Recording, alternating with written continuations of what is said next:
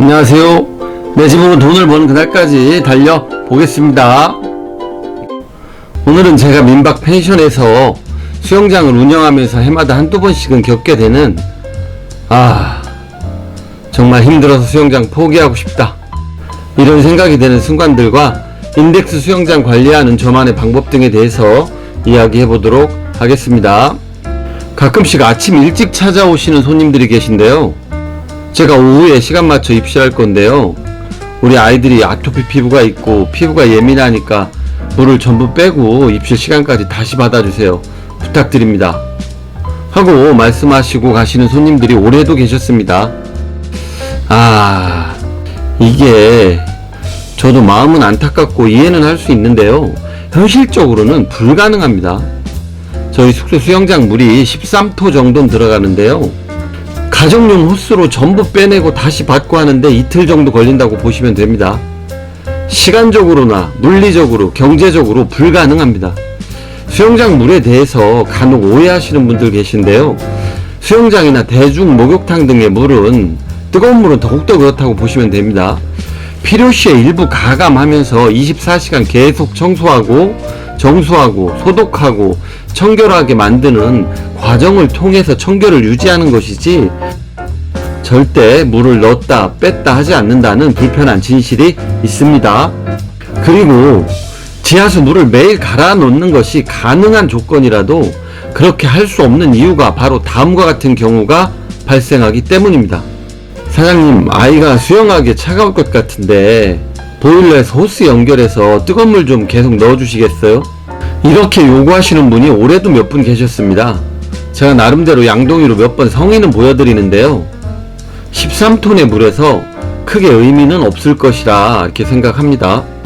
수영장 물을 한 달이 넘게 정수 관리하고 있는데 이게 푹푹 찌는 폭염에 차갑다고 하시면 저로서도 난감하고, 보일러 연결하는 것은 경제적인 면에서도 좀 고려해 주셔야 되는 그런 측면이 있기도 합니다. 그리고 대부분의 경우에 들어가시기 전에 차갑다고 하시지만 물에 몸 한번 푹 담그고 물놀이 하시면 금세 또 적응하기 때문에 이런 부분 한번 고려해 주시면 좋지 않을까 그렇게 생각합니다. 그리고 가끔 펜션이나 펜션 수영장을 무시하는 경우도 좀 있습니다. 비하하는 경우죠. 펜션에서 무슨 수영복을 입어요, 여기가 무슨 호텔 수영장도 아니고, 펜션을 비하하듯이 말씀하시는 분들도 계신데요, 잔디밭에서 운동하시다가 아니면 바베큐 드시다가 입고 계신 옷 그대로 그냥 막 들어갔다 나왔다 하시는 분들 계시죠. 펜션 간이 수영장이니까 막 해도 된다고 생각하시는 분들이 의외로 많으시고요, 연세가 있으신 어르신들은 그냥 편하게 생각하시고 아무 옷이나 그냥 입고 계신 상태로 그냥 들어가시는 경우가 굉장히 많습니다. 수영장 물이 옷에서 나온 오염물질, 특히 보풀하기, 때국물 이런 것들로 정말 더러워지기 때문에 물관리에 정말 힘들어지는 상황이 연출됩니다. 가급적 수영복 재질의 옷을 꼭 착용해 주시기를 부탁드립니다. 자, 그리고 다음의 경우는요, 집 앞 개울물에 들어가셔서 물놀이를 하시다가 수영장으로 그냥 막 뛰어 들어가는 그런 경우입니다. 이렇게 하시면 수영장 물을 거의 샤워장이나 빨래터 수준으로 이용하시는 결과가 되는데요, 개울물에서 고기 잡거나 물놀이를 하시면 바닥에 흙먼지나 부유물, 이끼, 세균 등이 엄청나게 많습니다. 수영장 물이 금방 오염되고 냄새나고 정말 똥물이 되는 것이 한순간입니다. 반드시 야외 화장실에서 샤워 후 들어가 주셔야 됩니다. 안내를 드려도 안 지키시는 분들이 너무 많은데요, 깜빡하시는 거죠. 수영장 정수가 거의 불가능할 수도 있습니다. 그리고 수영장이 야외에 위치하기 때문에 가끔씩 날아다니던 곤충이나 개미 등이 빠져 죽는 경우가 있습니다. 이런 이유로 물 갈아달라, 더럽다 하시는 경우도 있는데요, 전원주택 야외에서는 어쩔 수 없는 경우입니다. 아무리 뜰채로 건져내고 청소해도 계속 반복되기 때문에 계속 청소하면서 사용할 수밖에 없다는 점 이해해 주셔야 합니다. 자, 이런 경우 이외에도요, 술을 드시다가 들어가신다든가, 불멍하다가 덥다고 풍덩 뛰어드시는 분, 밤에 청소하고 정수 중인데 들어가시는 분 등 안전이나 주의사항을 제대로 지켜주시지 않는 분이 많으십니다. 아마도 펜션인데 뭐 어때? 이럴라고 펜션 오는 거지. 여기가 무슨 호텔이야? 하고 쉽게 행동하시는 경우가 많은데요. 자칫하면 안전사고가 발생할 수 있기 때문에 정말 주의하셔야 됩니다. 여기까지 해서 제가 펜션 영업하고 수영장 관리하면서 알게 된 좀 불편한 진실들이었고요. 다음은 저처럼 전원주택에서 가설물 형태의 인덱스 수영장 운영하시는 분들의 경우 수영장 관리법 알아보겠습니다. 순서대로 따라가면서 알아보겠습니다. 첫 번째, 깨끗한 마포걸레입니다. 수영장 바닥을 마포걸레를 이용해서 바닥이나 벽면을 닦아 주셔야 합니다. 그래야 벽면의 오염물질이 고착되지 않고 정수될 수 있습니다. 두 번째, 수중 펌프입니다. 수영장 물이 너무 탁해서 모두 깨끗하게 정수하기에는 너무 많은 시간이 걸릴 것 같은 경우에 다음 손님께 불편을 드릴 것 같다, 이런 상황이 되면 일부 물을 빨리 빼내고 맑은 물로 일정 부분 교체하셔야 합니다. 이럴 때 사용합니다. 세 번째는 약품입니다. 먼저 수영장 응집제입니다.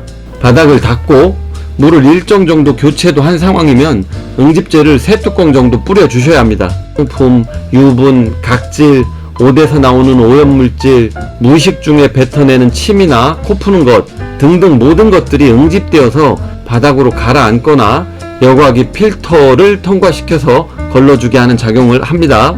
네 번째는 여과기와 필터입니다. 12시간 정도 계속 돌려서 청소해야 하고요. 수영장 사용할 때가 아니면 계속 돌려서 수영장 모든 물이 여과기를 통과하게 만들어야 합니다.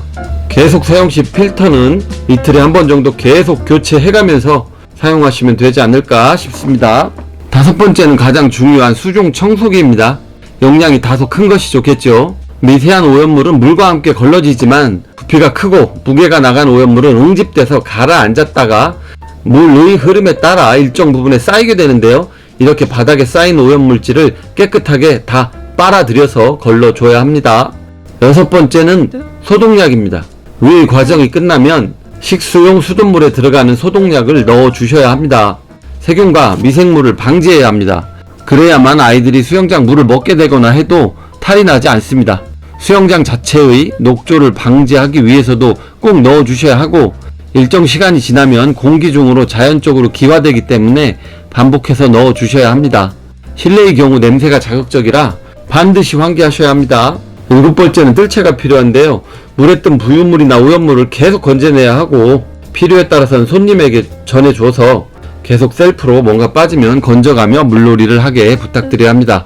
수영장이 겉보기에는 멋져 보이고 좋아 보이지만 펜션 사장님이나 관리하시는 분들은 여름철 내내 뒤에서 정말 개고생 하셔야지만 평화롭게 유지할 수 있는, 뭐랄까요, 정말 필요악 같은 그런 시설입니다. 우리나라 기후에서 길게 봐야 2개월 정도 유지되는데 조립했다 뜯었다 하는 것도 정말 수고스럽고 번거로움의 연속입니다. 자, 그래도 여름철에 물놀이 빠지면 정말 안고 없는 찐빵이겠죠. 손님 여러분의 즐거운 여름을 위해서, 물놀이를 위해서 최선을 다하겠습니다. 안전하고 즐거운 물놀이를 위해서 꼭 지킬 것은 좀 지켜주시고요. 다중 이용 시설인 점을 감안해서 다음에 오실 분들을 배려하는 그런 마음 조금만 가져주셨으면 좋겠습니다. 오늘은 여기까지 수영장 관리법에 대해서 한번 알아봤습니다. 감사합니다. Don't quit.